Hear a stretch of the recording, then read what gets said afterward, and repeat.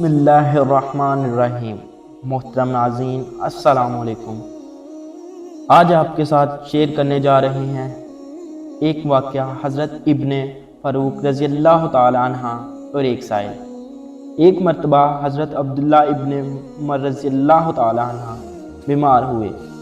آپ نے تازہ مچھلی کھانے کی خواہش ظاہر کی۔ ان کے غلام نافع کہتے ہیں کہ میں نے مدینہ منورہ میں مچھلی تلاش کی لیکن کہیں سے نہ ملی۔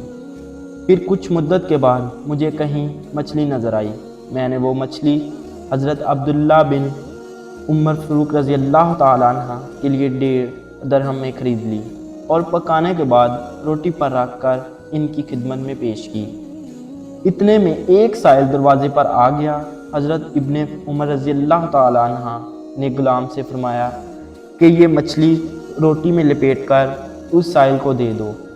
غلام نے عرض کیا کہ اللہ تعالیٰ آپ کو تندرستی عطا فرمائے، آپ اتنی مدت سے مچھلی کھانے کی خواہش ظاہر کر رہے تھے، اس وقت ہمیں کہیں سے مچھلی نہ ملی، آج اتنے عرصے کے بعد مچھلی ملی تو میں نے آپ کے لیے 1.5 درہم میں خرید لی، لہذا آپ یہ مچھلی کھائیں، ہم اس سائل کو مچھلی کی قیمت دے دیں گے۔ لیکن حضرت ابن عمر رضی اللہ تعالیٰ عنہ نے کھانے سے انکار کر دیا اور فرمایا کہ یہ مچھلی روٹی میں لپیٹ کر اس سائل کو دے دو۔ چنانچہ غلام نے حضرت ابن عمر رضی اللہ تعالیٰ عنہ کے حکم کے مطابق مچھلی اور روٹی سائل کو دے دی۔ غلام چونکہ مخلص تھا، انہیں پتہ تھا کہ ابن عمر رضی اللہ تعالیٰ عنہ مچھلی کھانے کی شدید خواہش رکھتے ہیں، اس لیے غلام کی خواہش تھی کہ حضرت ابن عمر رضی اللہ تعالیٰ عنہ یہ مچھلی کھا لیں۔ غلام نے سائل سے کہا کہ کیا تم ایسا کر سکتے ہو کہ 1 درہم ہم سے لے لو اور ہماری دی ہوئی مچھلی ہمیں واپس کر دو۔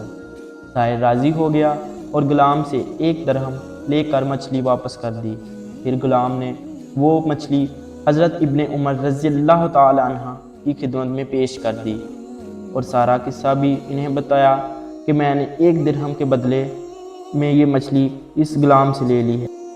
حضرت عبداللہ بن عمر رضی اللہ تعالیٰ عنہ نے فرمایا کہ روٹی اور مچھلی اسے واپس کر دو اور درہم بھی اسی کے پاس رہنے دو۔